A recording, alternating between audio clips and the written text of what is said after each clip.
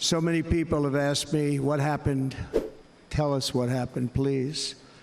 And therefore, I will tell you exactly what happened, and you'll never hear it from me a second time because it's actually too painful to tell. It was a warm, beautiful day in the early evening in Butler Township in the great Commonwealth of Pennsylvania. Music was loudly playing, and the campaign was doing really well. I went to the stage, and the crowd was cheering wildly. Everybody was happy. I began speaking very strongly, powerfully, and happily, because I was discussing the great job my administration did on immigration at the southern border. We were very proud of it.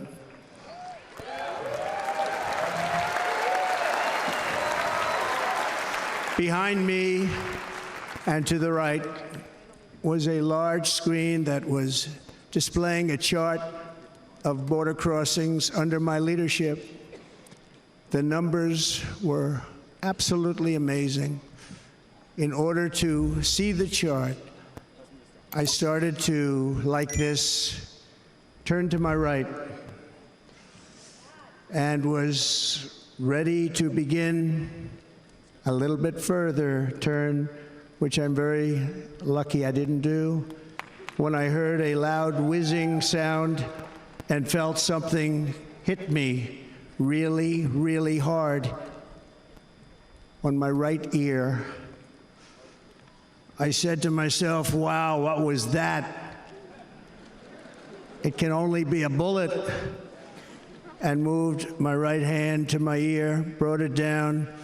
My hand was covered with blood, just absolutely blood all over the place. I immediately knew it was very serious, that we were under attack, and in one movement proceeded to drop to the ground. Bullets were continuing to fly as very brave Secret Service agents rushed to the stage, and they really did. They rushed to the stage.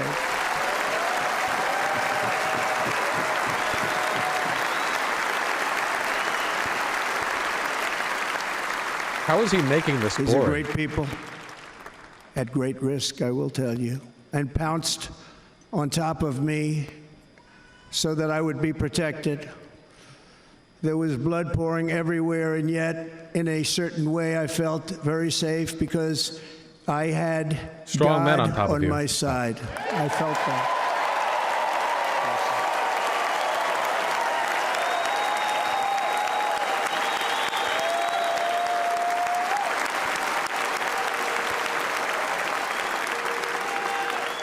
The amazing thing is that prior to the shot, if I had not moved my head at that very last instant, the assassin's bullet would have perfectly hit its mark, and I would not be here tonight. We would not be together. The most incredible aspect of what took place on that terrible evening in the fading sun was actually seen later. In almost all cases, as you probably know, and when even a single bullet is fired, just a single bullet, and we had many bullets that were being fired, crowds run for the exits or stampede, but not in this case. It's very unusual.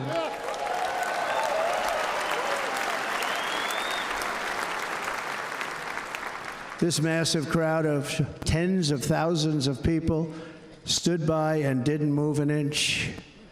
In fact, many of them bravely but automatically stood up looking for where the sniper would be. They knew immediately it was a sniper, and then began pointing at him. You can see that if you look at the group behind me. That was just a small group compared to what was in front. Nobody ran, and by not stampeding, many lives were saved. But that isn't the reason that they didn't move. The reason is that they knew I was in very serious trouble. They saw me go down. They saw the blood and thought, actually most did, that I was dead. They knew it was a shot to the head. They saw the blood. And there's an interesting statistic. The ears are the bloodiest part. If something happens with the ears, they bleed more than any other part of the body. For whatever reason, the doctors told me that. I have the bloodiest ears, folks. why is there so much blood? He said, it's the ears. They bleed more. So we learned something, but they just, this beautiful crowd, they didn't want to leave me. They knew I was in trouble. They didn't want to leave me. And you can see that love written all over their faces. Incredible people. They're incredible people. Bullets were flying over us, yet I felt serene. But now the Secret Service agents were putting themselves in peril. They were in very dangerous territory. Bullets were flying right over them, missing them by a very small amount of inches. And then it all stopped. Our Secret Service sniper, from a much greater distance and with only one bullet used, took the assassin's life, took him out. They're calling him the greatest sniper of all time. I'm not supposed to be here tonight. Not supposed to be here. Yeah.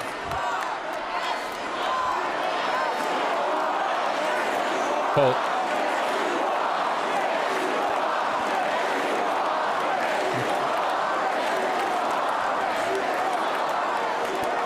Thank you. But I'm not. And I'll tell you, I stand before you in this arena only by the grace of Almighty God.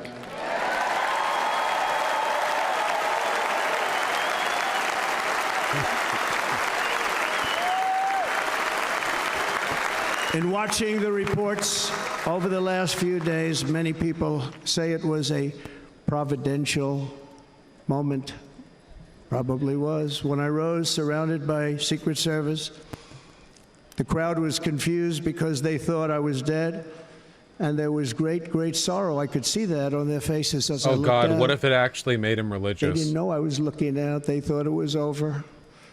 But I could see it, and I wanted to do something to let them know I was okay. I raised my right arm, looked at the real? thousands and thousands of people that were breathlessly waiting, and started shouting, "Fight, fight, fight."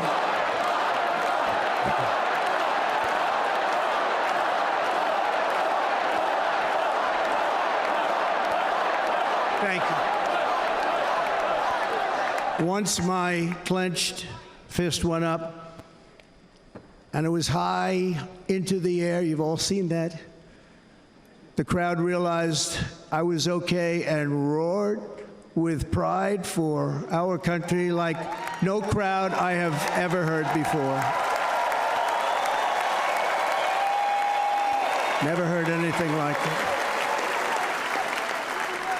I bet you, dollars to donuts, that the mass majority of Republican supporters were expecting Trump to come out with a fiery vengeance speech.